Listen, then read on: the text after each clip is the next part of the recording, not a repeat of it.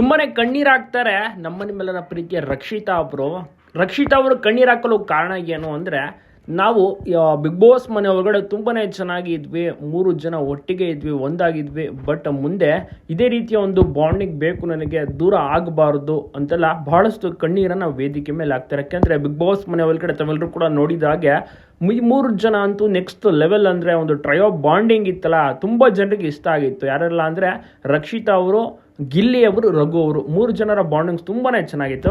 ಗಿಲ್ಲಿ ಮತ್ತು ರಘು ಒಡನಾಟವು ಕೂಡ ಅಷ್ಟೇ ಚೆನ್ನಾಗಿತ್ತು. ರಕ್ಷಿತಾ ಮತ್ತು ರಘು ಅವರ ಒಡನಾಟ, ಮತ್ತು ಗಿಲ್ಲಿ ಮತ್ತು ರಕ್ಷಿತಾಗೆ ಕಾಲೆಳೆಯುವುದು, ರೇಗಿಸುವುದು ಎಲ್ಲವನ್ನೂ ಕೂಡ ಚೇಷ್ಟೆನ ಮಾಡ್ತಾ ಗಿಲ್ಲಿ ಆ ಒಂದು ಬಾಂಡಿಂಗ್ ಇದೆಯಲ್ಲ, ನೆಕ್ಸ್ಟ್ ನೋಡೋಕ್ಕೇ ಭಾಳಷ್ಟು ಚೆನ್ನಾಗಿ ಮಜವಾಗಿರೋದು ಈ ಒಂದು 12ನೇ ಸೀಸನ್ನಲ್ಲಿ. ಸೊ ದೊಡ್ಡ ಮನೆ ಹಬ್ಬ ಅಂತ ಫೆಬ್ರವರಿ 14ನೇ ತಾರೀಕು ಬರ್ತಾ ಇದೆ. ಮಿಸ್ ಮಾಡಿದ ಎಲ್ಲರೂ ಕೂಡ ನೋಡಿ, ತುಂಬಾ ಚೆನ್ನಾಗಿರುತ್ತೆ. ಆಗ ರಕ್ಷಿತಾ ಅವರು ವೇದಿಕೆ ಮೇಲೆ ಕಣ್ಣೀರು ಹಾಕ್ತಾರೆ. ನಮ್ಮ ಈ ಬಾಂಡಿಂಗ್ ಯಾವತ್ತೂ ಕೂಡ ಕಟ್ ಆಗಬಾರ್ದು, ನಾವು ಯಾವತ್ತೂ ಕೂಡ ದೂರ ಆಗಬಾರ್ದು, ನನ್ನನ್ನು ದೂರ ಮಾಡಬೇಡಿ ಅಂತ ರಕ್ಷಿತಾ ಅವರು ಗಿಲ್ಲಿ ಮತ್ತು ರಘು ಅವರ ಹತ್ರ ರಿಕ್ವೆಸ್ಟನ್ನು ಸಹ ಮಾಡ್ಕೋತಾರೆ. ಆಗ ಗಿಲ್ಲಿ ಮತ್ತು ರಘು ಅವರು ವೇದಿಕೆ ಮೇಲೆ ಬಂದು ರಕ್ಷಿತನ ಹಗ್ ಮಾಡಿ, ಯಾವತ್ತೂ ಕೂಡ ನಾವು ಬಿಟ್ಟು ಹೋಗೋದಿಲ್ಲ, ನಾವು ಯಾವಾಗಲೂ ಒಂದಾಗಿ ಇರೋಣ, ಖುಷಿಯಾಗಿರೋಣ, ಆರಾಮಾಗಿರೋ, ಅಳುಬೇಡ ಅಂತ ಸಮಾಧಾನವನ್ನು ಸಹ ಮಾಡ್ತಾರೆ ಗಿಲ್ಲಿ ಮತ್ತು ರಘು.